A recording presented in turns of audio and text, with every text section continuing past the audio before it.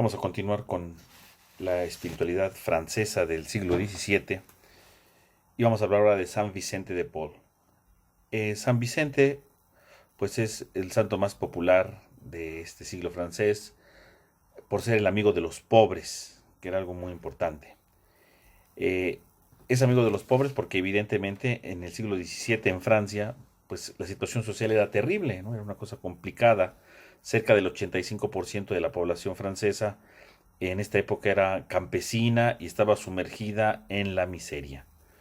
Por lo tanto, los campesinos estaban sumergidos en esta miseria, sobre todo por la opresión que tenía debido a los impuestos excesivos que se le hacían, ¿verdad?, para sostener a la milicia, dado que siempre estaban ocupados todo el mundo en guerras, ¿verdad? Todos los imperios estaban ocupados en guerra.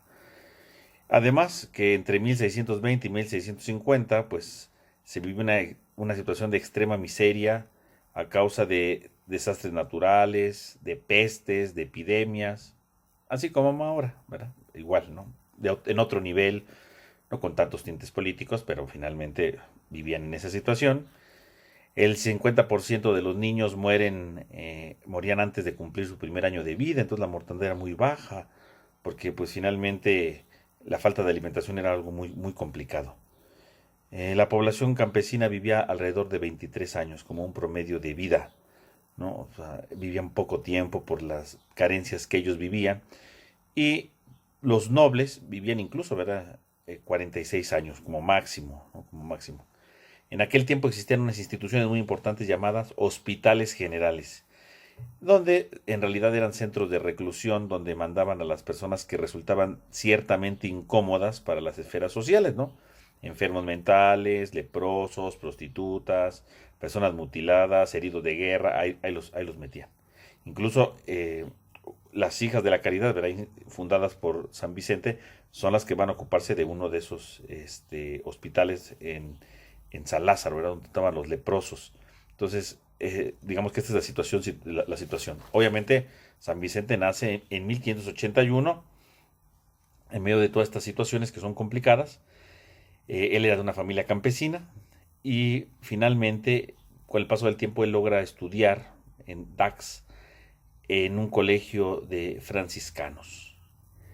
En 1596 va a recibir la tonsura y las órdenes menores, y en el 1600, cuando tenía 19 años de vida, fue ordenado sacerdote. Fue ordenado sacerdote. Al inicio, San Vicente, no crean que era un hombre santo, bueno, extraordinario. Más bien él veía el estado clerical como un medio para obtener beneficios económicos para su familia, ¿no? Básicamente. Él fue sacerdote pues para salir del hambre, podemos decirlo así, ¿no? Incluso él buscaba deliberadamente, como él lo cuenta, el episcopado. Él quería ser obispo, ¿no? Porque decía que era el gran negocio, ¿verdad? El gran negocio, ¿verdad? Como algunos que todavía existen y no viven en la situación de San Vicente, pero algunos lo ven, pero bueno, esa es otra historia. Él, bueno, pues sigue adelante con sus estudios. En 1604 va a obtener el bachillerato en teología. En 1605 va a Marsella, ¿verdad? Pero ahí es apresado y vendido como esclavo, y hasta 1607 lo van a liberar. En 1612 lo hacen párroco de un lugar en Clichy, y en 1618 va a conocer a San Francisco de Sales, el cual le va a encargar que tenga atención para con las visitandinas, ¿no?, que había fundado San Francisco de Sales. Más adelante él, en 1623, se va a encontrar con Luisa de Marillac, y junto con ella van a fundar la Congregación de la Misión. Y en 1629 van a fundar las Cofradías de la Caridad, precisamente con esta mujer, Luisa. Más adelante, ya en 1633, la Congregación de la Misión es aprobada por el Papa Urbano VIII, y en 1633 funda a las Hijas de la Caridad. Entonces podemos ver que este es un breve recorrido sobre la vida de San Vicente. Entre sus escritos, bueno, se supone que escribió alrededor de 30.000 cartas, de las cuales hoy solo poseemos 3.500 cartas en copias de las cartas o en fragmentos. También entre sus escritos están las conferencias a las Hijas de la Caridad, ¿no?, que era lo que él iba instruyendo a esta congregación, y iba precisamente a partir de las preguntas, ¿verdad?, que le iban dirigiendo a ellos, ¿no? Existen 120 textos al respecto. Existen otras obras, ¿verdad?, llamadas avisos y conferencias a los misioneros, ¿no?, que son las explicaciones a las reglas de los misioneros, básicamente, ¿no? ¿Cuál sería la doctrina espiritual de San Vicente? La espiritualidad de San Vicente de Paul es fundamentalmente una espiritualidad apostólica y de la caridad, ¿no?, de estas dos realidades. La influencia del pensamiento o de la espiritualidad de San Vicente pues está entretejida de diferentes pensadores del momento, ¿no? Por ejemplo, está el cardenal Pedro Berulé, que habla de la espiritualidad cristocéntrica y la doctrina sobre el sacerdocio de los jesuitas, perdón, y el sacerdocio, y luego de parte de los jesuitas habla sobre la presencia en el mundo, cómo el cristiano tiene que estar en el mundo.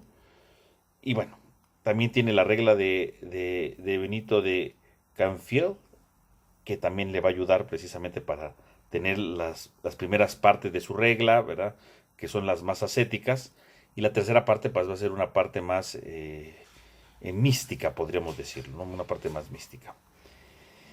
Obviamente también está influenciado por San Francisco de Sales, por sus escritos. Incluso él recomienda a las visitandinas, ¿verdad?, y a las hijas de la caridad leer las obras de San Francisco de Sales. Entonces podemos decir que es un conjunto de ideas que él va teniendo, ¿no? Y claro, les va dando su propia identidad. No es que decir que sea una copia tal cual de lo que ellos decían, sino toma los elementos y los va cambiando. Incluso vamos a ver que algunas cosas les da un nuevo giro. Entonces, San Vicente podríamos decir que va a desarrollar un agudo sentido de la presencia de Dios en la historia, y para él la perfección consiste precisamente en captar la voluntad de Dios y ponerla en práctica, que eso es lo más importante, ¿no? Tener la capacidad de descubrir qué es lo que Dios me pide y con ello ponerlo en la práctica, que es algo muy importante. Las obras de la caridad, bueno, son algo que son fundamentales dentro del pensamiento y de la vida de San Vicente, ¿no? Hablando, por ejemplo, de la identificación y la equivalencia entre Cristo y el pobre, ¿no? Él marca precisamente esta idea, ¿no? Dice, es la idea que anima las múltiples iniciativas e instituciones de San Vicente de Paul, ¿no? Equivale, ¿verdad?, identificar cómo Cristo y los pobres son lo mismo. Esa es la clave de su espiritualidad. O sea, tú ayudando al pobre te encuentras con Cristo. Y todas las obras de caridad que se hacen es precisamente por esto, ¿no? Porque uno puede encontrarse por medio de estas, por medio de las diferentes instituciones que va teniendo, es porque quieren encontrarse con Cristo, porque eso es lo fundamental. Y entonces podemos ver que Vicente se va empeñando en numerosas obras sociocaritativas.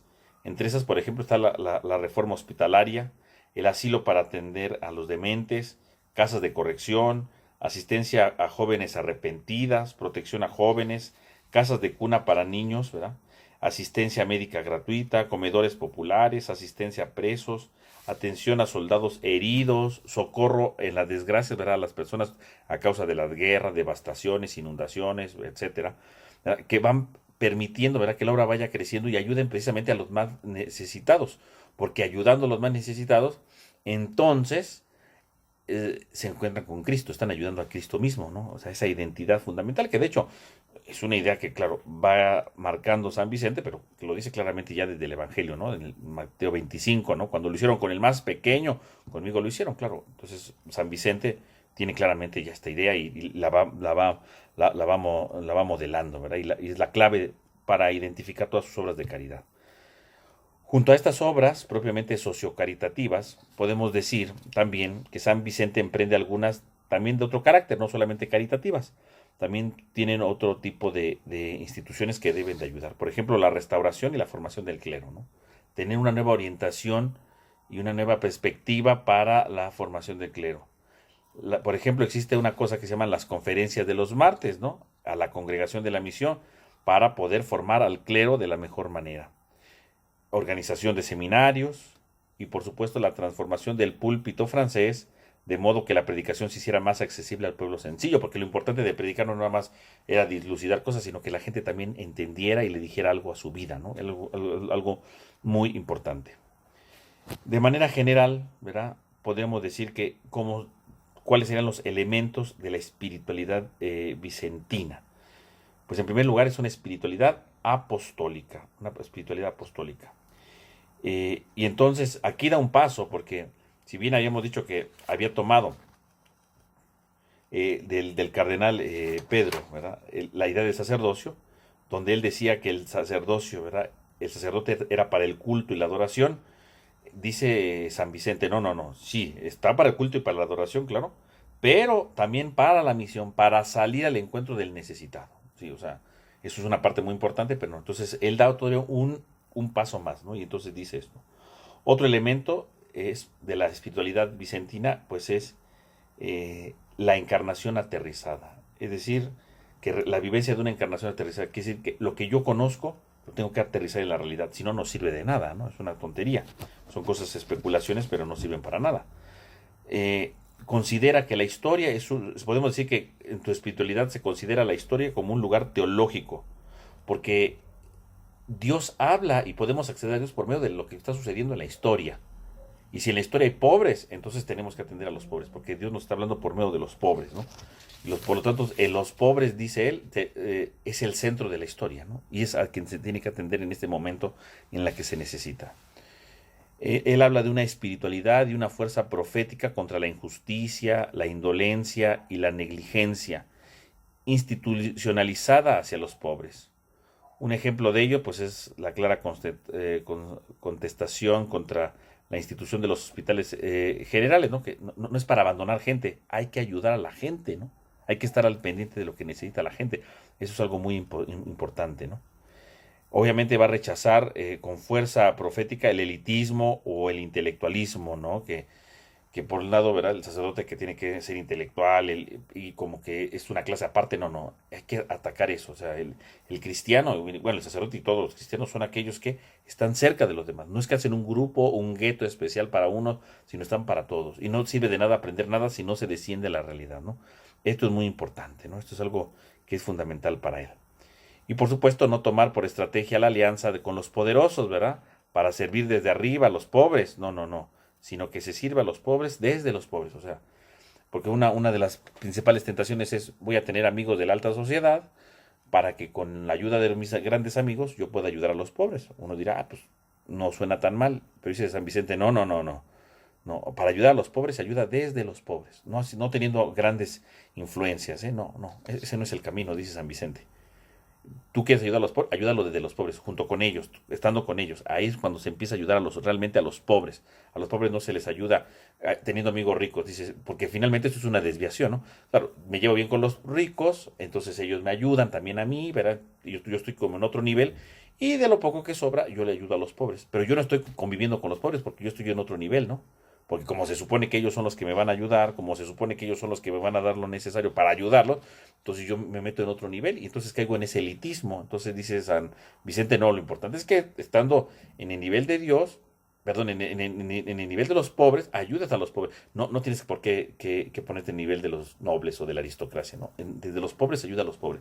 No estés pensando en otras cosas, porque entonces tú eres el que te está separando en realidad de los pobres. Le estás dando lo que sobra. Entonces, esto en breves rasgos podríamos decir que son los elementos fundamentales del pensamiento de San Vicente. Podemos concluir este video hablando entonces también de algunos movimientos emblemáticos del siglo XVII en Francia, ¿no? Tenemos, por ejemplo, otros personajes que son importantes, como el cardenal Pedro Berulle, que decíamos que es una de las influencias de San Vicente en parte. Y bueno, pues este hombre, pues obviamente ha pasado a la posteridad en Francia, ¿verdad? Del Carmelo femenino reformado, ¿verdad? La fundación del oratorio sacerdotal, la promoción de la reforma y la formación del clero francés. O sea, es un hombre que ayudó espiritualmente en aquel momento, ¿no? Es uno de los rostros. Otro hombre que participó, que pertenece a este tiempo, ¿verdad? Carlos de Condren, que finalmente, pues, es también un discípulo del cardenal Pedro, ¿verdad? Y viene siendo el segundo superior general del oratorio de Francia, ¿no? Es otro personaje. San Juan Eudes, obviamente, pertenece también a este periodo, ¿verdad? Él formó parte del oratorio, ¿no? Y después fundó el famoso Seminario de Jesús y de María, ¿verdad? Un propagador entusiasta de la devoción a los Sagrados Corazón de Jesús y de María, y un infatigable apóstol de la reforma y la formación del clero. Está también San Luis María Guiñón de Montfort, San Juan Bautista de la Salle, ¿verdad? Son también parte de lo que podremos decir de esta línea espiritual de aquel tiempo. Igual, San Juan Bautista, ¿verdad? Que empieza a fundar las escuelas para los pobres, ¿verdad? Porque los pobres también necesitan educación, los pobres también necesitan ayuda. Entonces, vean como la idea de los pobres, porque la gente estaba pobre, ¿no? Se necesitaba. Pero junto con estos dos elementos podemos descubrir algo más.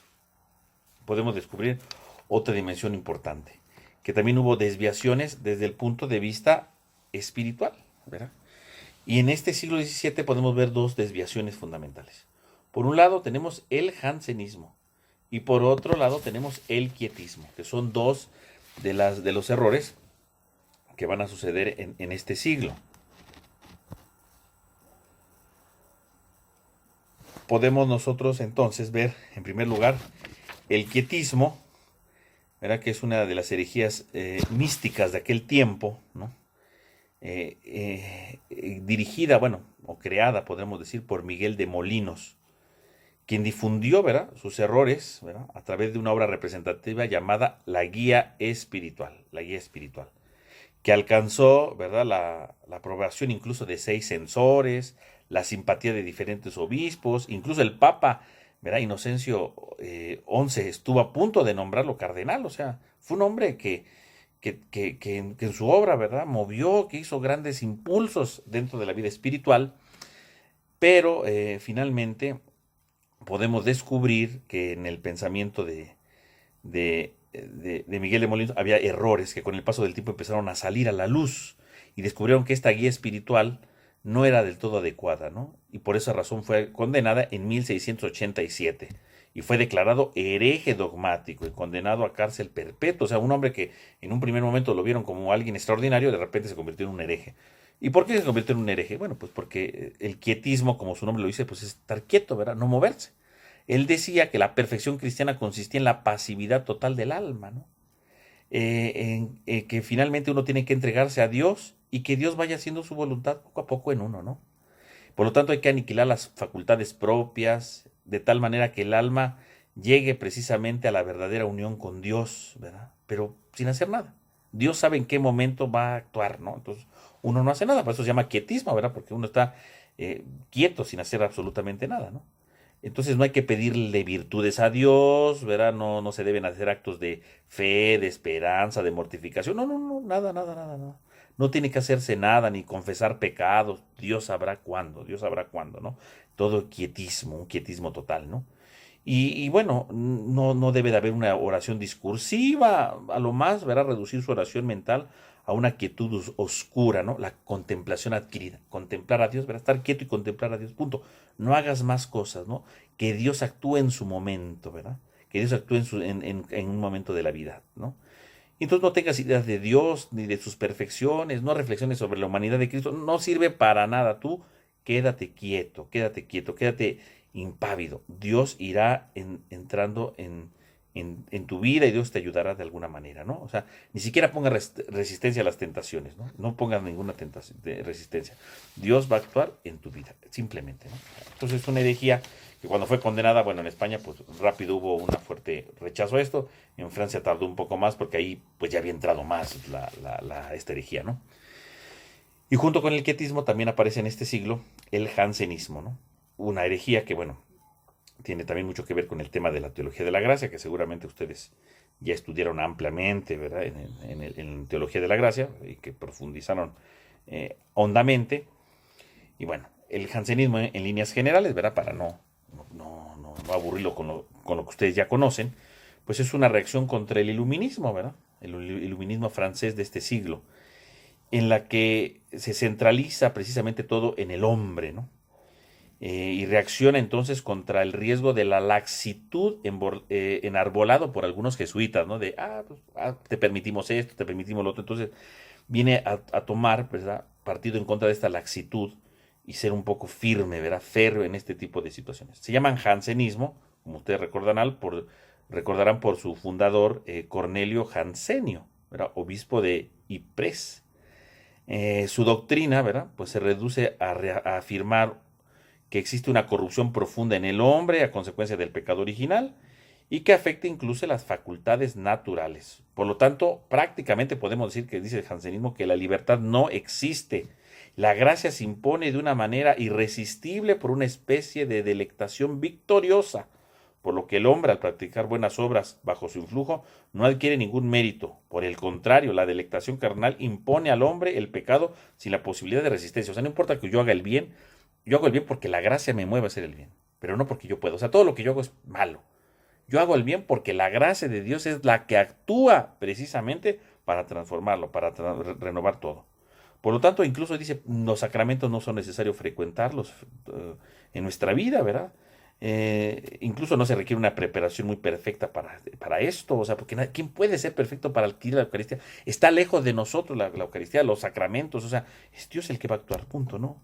El único modo de santificarse es hacer penitencia para asegurar por el propio medio nuestra predestinación, nuestra salvación, punto. Pero Dios es severo y castigará todas nuestras faltas, ¿no? Por lo tanto, el jansenismo, bueno, esta idea de que no somos libres para hacer el bien, o sea, hacemos siempre el mal y obviamente la gracia es la que va a actuar, ¿no? Y tú, pues lo único que te queda hacer es penitencia. No es muy bueno, pero bueno, pues haz la penitencia y hasta ahí, ¿no?